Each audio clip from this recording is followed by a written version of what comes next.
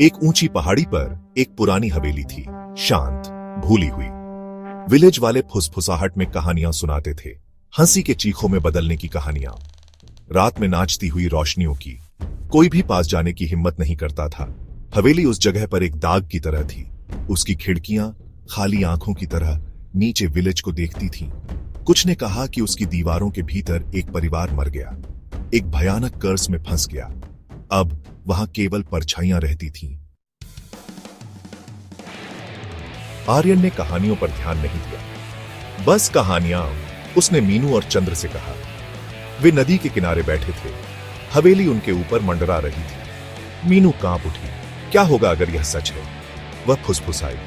चंद्र हमेशा की तरह बहादुर मुस्कुराया। चलो पता करते हैं। आर्यन पीछे नहीं हटने वाला, अपनी छाती फुलाता है।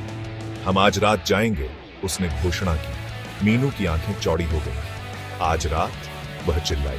चंद्र ने सिर हिलाया। उसकी आंखें उत्साह से चमक रही थीं। आज रात हम हवेली का सामना करते हैं। पुराने लोहे के दरवाजे कराह उठे। हवेली चांदनी रात में एक काले विशालकाय की तरह दिखाई दे रही थी। अंदर धूल हवा में तैर रही थी। सन्नाटा छाया हुआ था।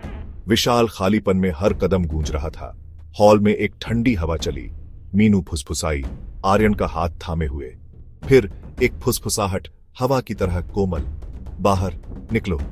चंद्र की निगाहें इधर उधर भागी। वहां कौन है? उसने पुकारा। केवल मौन ने उत्तर दिया। वे चांदनी से नहाए हुए एक कमरे में पहुंचे और वहां वह खड़ी थी, सफेद साड़ी में एक औरत। उसका चेहरा घूंघट से ढका हुआ था।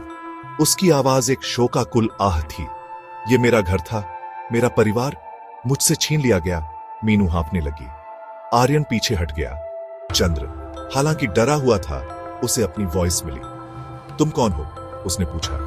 महिला करीब आ गई, फंस गई, लालच से, नफरत से।